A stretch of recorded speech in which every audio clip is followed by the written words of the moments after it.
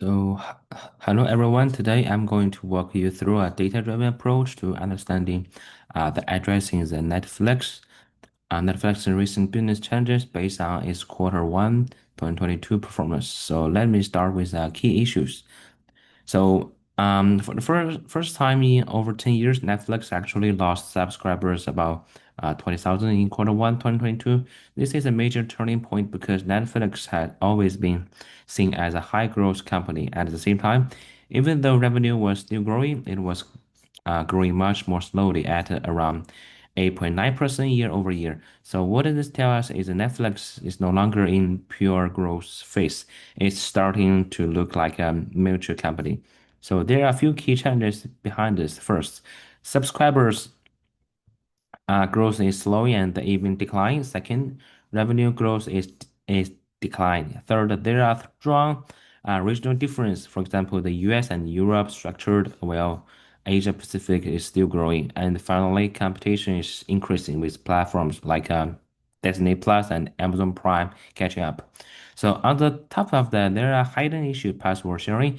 Netflix estimates about around 100 million householders are using the service without paying.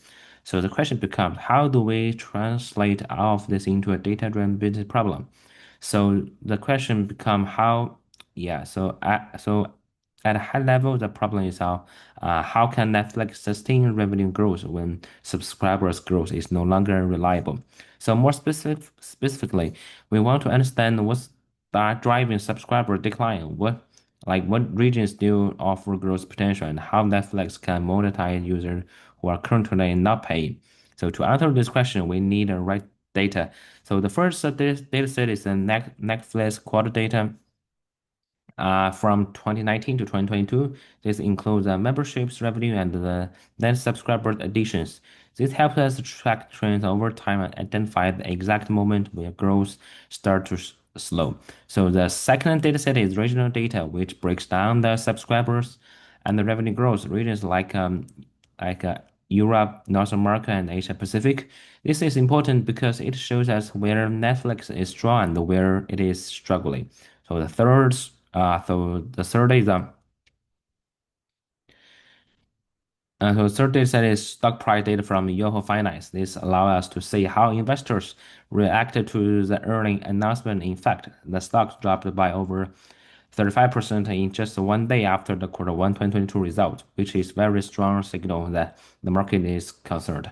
So we also include additional context like the password sharing estimates and the competitor subscribers numbers to better understand the broader environment. So before we analyze the data, so we need to clean and prepare it.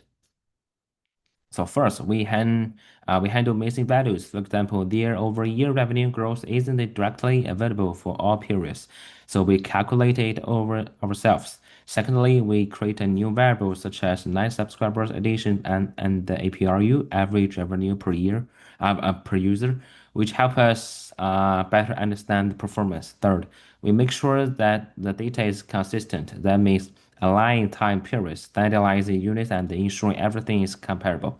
And finally, we can combine dataset where needed. For example, align stock price data with earning dates.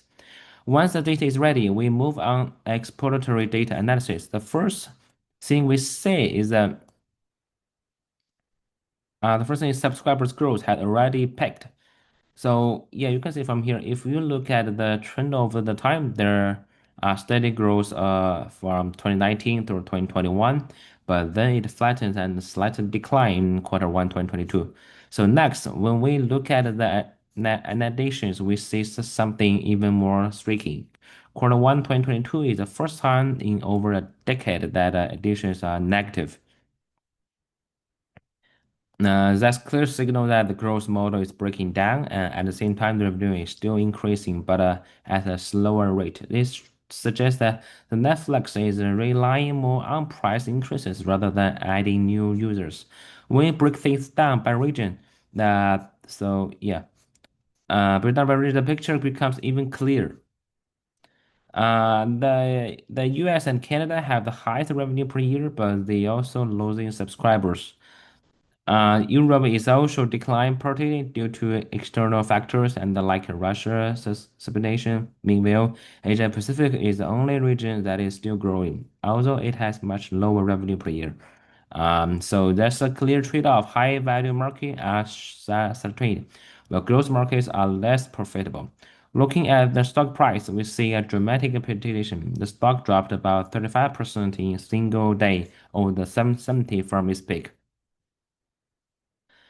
So this shows that the investors are not just reacting to one bad quarter, that are reasoning the company's long-term growth potential. Finally, one of the most interesting insight comes from the password sharing.